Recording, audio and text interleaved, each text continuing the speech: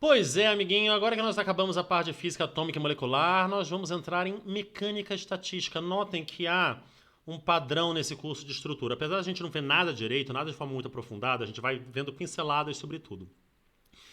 Então a gente saiu de um átomo de um elétron, fomos para átomos multieletrônicos, fomos para moléculas, né? E agora nós vamos tratar de um sistema de muitos corpos, que é a mecânica estatística. E aí o ideal seria em seguida a gente trabalhar com a parte de física do estado sólido, apesar de que a gente vai ver algumas coisas de física do estado sólido já nessa parte de mecânica estatística, tá? Começar com a parte clássica, aquela que todo mundo conhece de Boltzmann e Maxwell, tá? Mas, de novo, dando uma pincelada, não abrindo todas as contas, mas dando uma noção para vocês da parte importante da mecânica estatística, que vocês vão ter um curso específico de mecânica estatística mais para frente, tá?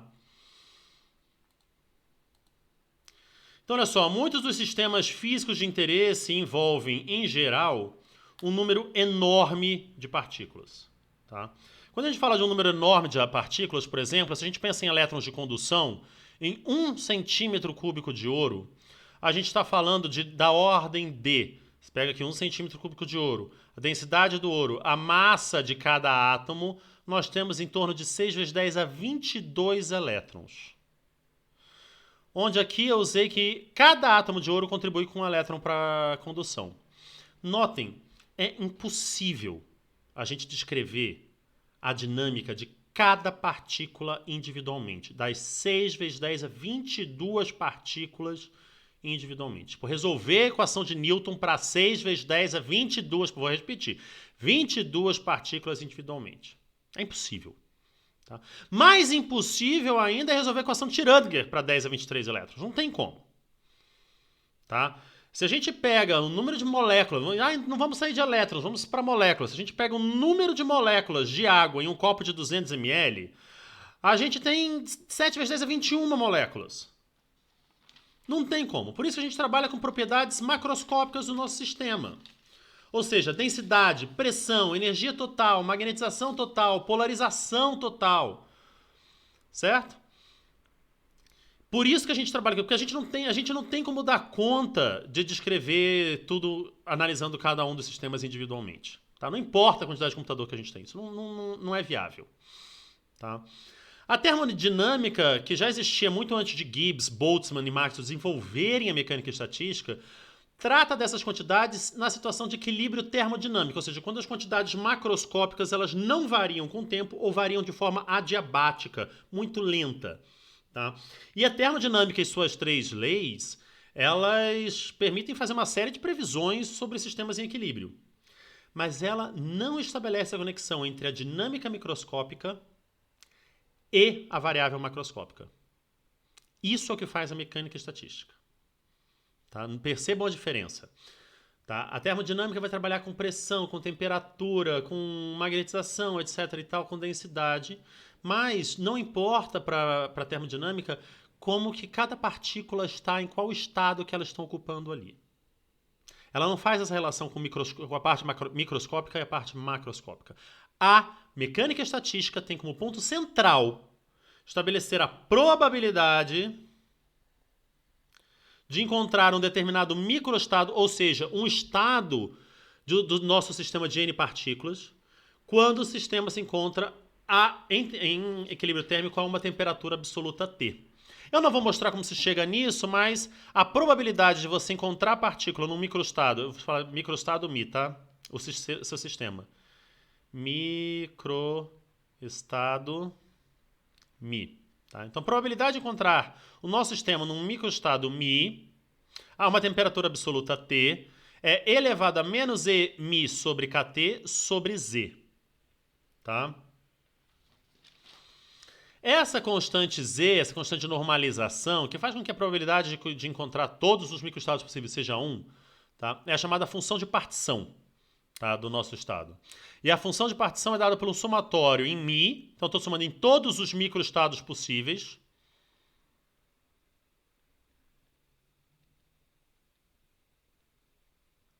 de elevado a menos E Mi sobre KT. Tá? Constante K é a nossa constante Boltzmann, 1,38 vezes 10 a menos 23, joules por Kelvin. Tá?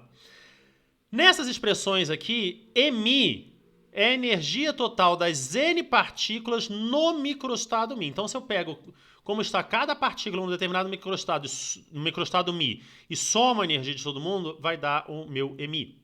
Tá? A dificuldade de usar a mecânica estatística está em ter que lidar com uma soma sobre todos os microestados. Porque como é que eu vou listar o microestado de 10 a 23 partículas? Né? Perceba a dificuldade que é a mecânica estatística. Como que eu vou lidar com uma soma sobre todos os microestados, ou como eu vou saber quais são todos os microestados de um sistema de 10 a 23 partículas? Tá? Então vamos lá. O que eu vou fazer? Eu vou pegar o microestado de um sistema de partículas dizendo, tá, que os estados de uma partícula podem ser representados por traços. Então, cada tracinho desse é um estado de uma partícula.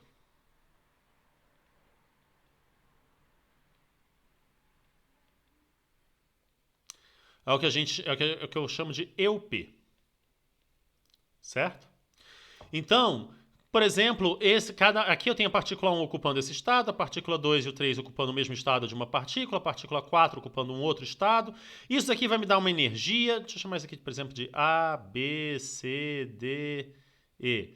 Isso aqui vai me dar esse estado de uma partícula tem uma energia εA, esse uma energia εB, esse εC, esse εD e esse εE. Então é como se eu fizesse assim, olha, o estado, a energia esse daqui é um microestado Mi, certo?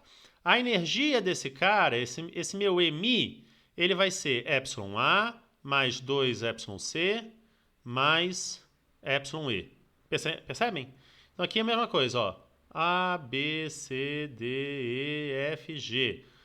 Para esse outro microestado milinha, que esses aqui são microestados diferentes de um sistema de N4 partículas, a minha energia vai ser εA mais εD mais εE mais εG.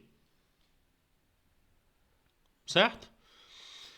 Então, esses tracinhos aqui são estados de uma partícula. A configuração onde eu ponho a partícula 1 aqui, a 2 aqui, a 3 aqui, a 4 aqui, me caracteriza um microestado do meu sistema de 4 partículas. A 1 aqui, a 2 aqui, a 3 aqui, a 4 aqui, me caracteriza um outro microestado de um sistema de 4 partículas diferentes. Tá? É um pouco estranho porque eu estou aqui lidando com a mecânica clássica. E na mecânica clássica, cada estado de uma partícula é representado por RP.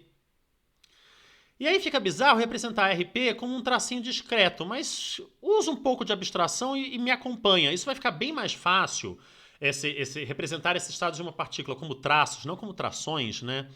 Mas como traços. Vai ficar bem mais fácil em sistemas de partículas quânticas. Né, onde nós temos, por exemplo, energias discretas, etc. e tal. Mas aí eu só estou fazendo uma abstração matemática para ficar fácil de visualizar. E eu desenhei apenas um tracinho por energia, mas podem ter vários estados de uma partícula diferentes com a mesma energia. Você pode ter uma degenerescência ali, não tem problema. Tá? Eu estou fazendo aquilo ali para ficar fácil de visualizar. Tá? Agora, note que essa energia aqui de cada microestado, sabendo onde estão as partículas, eu consigo achar a energia de cada microestado de forma simples, né? Então, se eu sei como é que estão os EUPs, eu sei como é que está o meu estado a energia do meu microestado. Se o número de partículas fica muito grande, esse negócio fica inviável. Você analisar um a um. E a gente quer trabalhar com esse tipo de coisa, né? Agora, se a interação entre as partículas é desprezível, ou seja, se eu pego o meu hamiltoniano, minha função hamiltoniana, perdão, que aqui é clássico, não é operador. Se eu pego a minha função hamiltoniana, oh meu Deus. Se eu pego a minha função hamiltoniana, tá, e escrevo ela como um somatório de hamiltonianos de uma partícula, então eu consigo escrever de forma bem fácil, tá? Como é que é essa soma sobre os meus microestados. Note que a única coisa que eu tenho aqui, ó, A energia do meu microestado μ é o número de partículas no estado de uma partícula I. Para o meu microestado μ, εi. Ah, não entendi. Vamos voltar. Para esse estado μ aqui, eu tenho 1 vezes εa, 2 vezes εc, mais 1 vezes εe. Certo? Então, N1 μ é 1, N de A μ é 1, N de C de μ é 2, N de E de μ é igual a 1. Todo o restante é 0. Certo? Então, essa soma é dada em função dos estados de uma partícula. E aí, nesse caso, onde você tem esse hamiltoniano descrito como uma soma de hamiltonianos, eu posso reescrever essa minha função de partição, que, olha, é um somatório em μ de elevado a menos Eμ sobre Kt, como um produto, tá? N produtos, se eu tenho N partículas,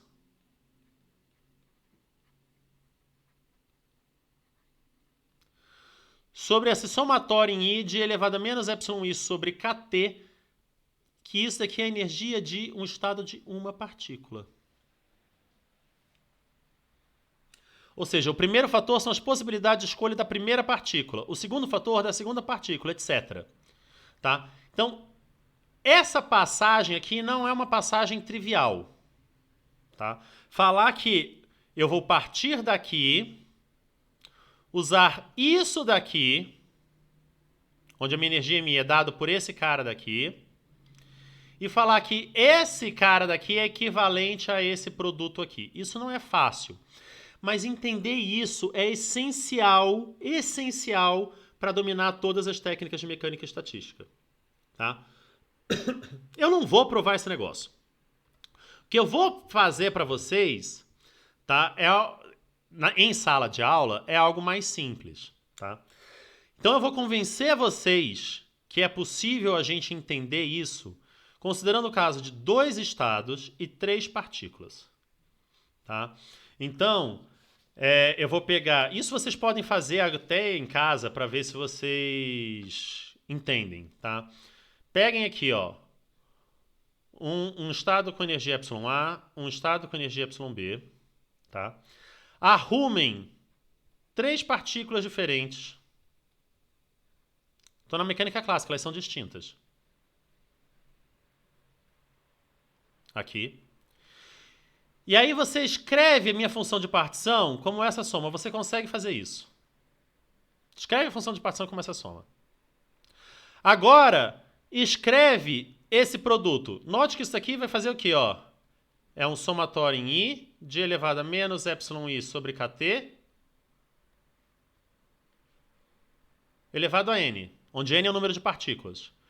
Pega isso daqui agora, você tem 2 energias possíveis, εA e εB, e N é igual a 3. Escreve assim, e veja que dá exatamente a mesma coisa. Tá? Aí talvez vocês, fazendo essa conta, vocês consigam se convencer mais facilmente que eu posso reescrever a minha função de partição assim. Isso é válido, obviamente, quando você tem um sistema de partículas não interagentes. Tá? Com isso, eu posso definir esse meu Zzinho, tá, como sendo o equivalente a esse somatório em I de elevado a menos εi sobre Kt, que está aqui sobre os estados de uma partícula, e escrever a minha função de partição como o meu Zzinho elevado a N, onde N é o número de partículas. Tá? E aí o que eu quero? Eu quero, por exemplo, vocês calculem o Zzinho para um sistema de partículas livres não interagentes em um volume V quadrado de lado L. Tá? Então eu estou aqui com gás. Eu tenho aqui R e tenho aqui P, gás de partículas, tá? Vou ter N partículas, ok? Partículas livres não interagentes, eu tenho que a energia de cada partícula é o quê? é p² sobre 2m. Isso é uma partícula livre, certo? Nem preciso saber quantas partículas tem, porque eu quero para o sistema de uma única partícula, então eu quero o meu Zzinho, que é o meu somatório em μ de elevado a menos εi sobre kt. Opa, somatório em i, perdão.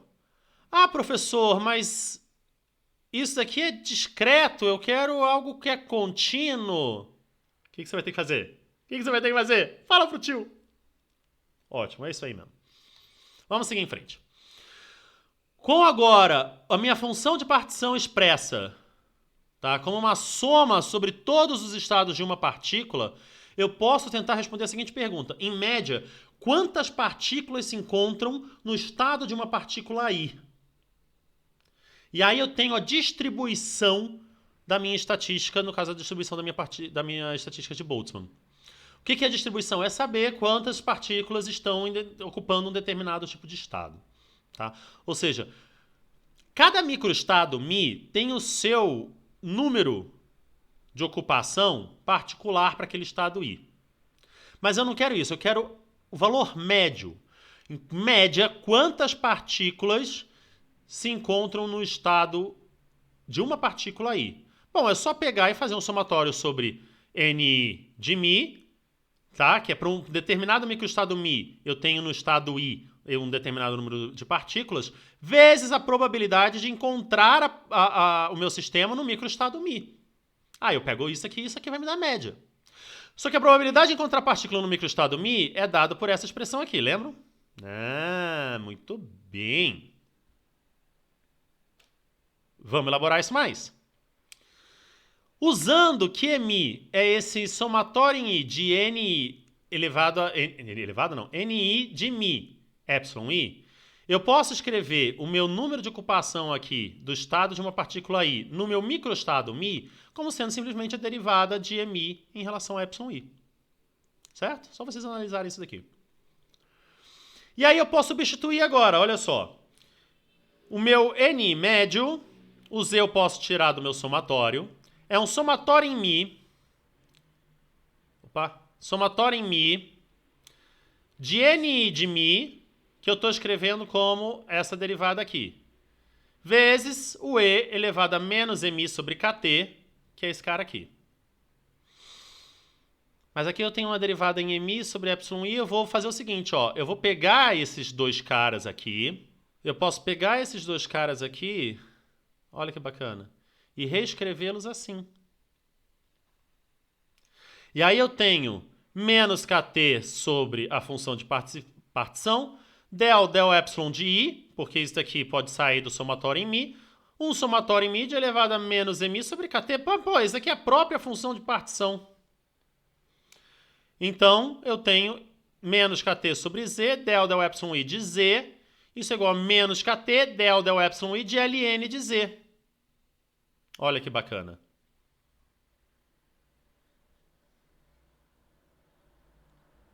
Agora eu vou usar que a minha função de partição, eu posso escrevê-la como sendo o meu Zzinho elevado a n. Então, ln de Zzão é nzão, ln de Zzinho. Então, o meu número médio de partículas vai me dar menos nkt, del εi de ln de Zzinho. Usando que agora o meu Zzinho é um somatório em I de elevado a menos εi kt, o número médio de partículas vai ser menos nkt menos 1 sobre kt elevado a menos εi sobre kt sobre Zzinho. Percebem? Deixa eu só confirmar isso aqui. Isso. E aí eu chego aqui, corto kt, kt, corto o sinal de menos. Eu tenho que o número médio de partículas num estado I, no estado de uma partícula I, vai ser N, que é o número de partículas, vezes elevado a menos εi sobre kt, sobre o somatório em I de elevado a menos εi sobre kt. É a chamada distribuição de Boltzmann ou de Maxwell-Boltzmann. Não espere que esse valor médio dê um número inteiro, tá? Porque isso não se trata do número de partículas no estado de uma partícula I em um dado microestado Mi. Esse sim é um número inteiro. Quer dizer, isso daqui...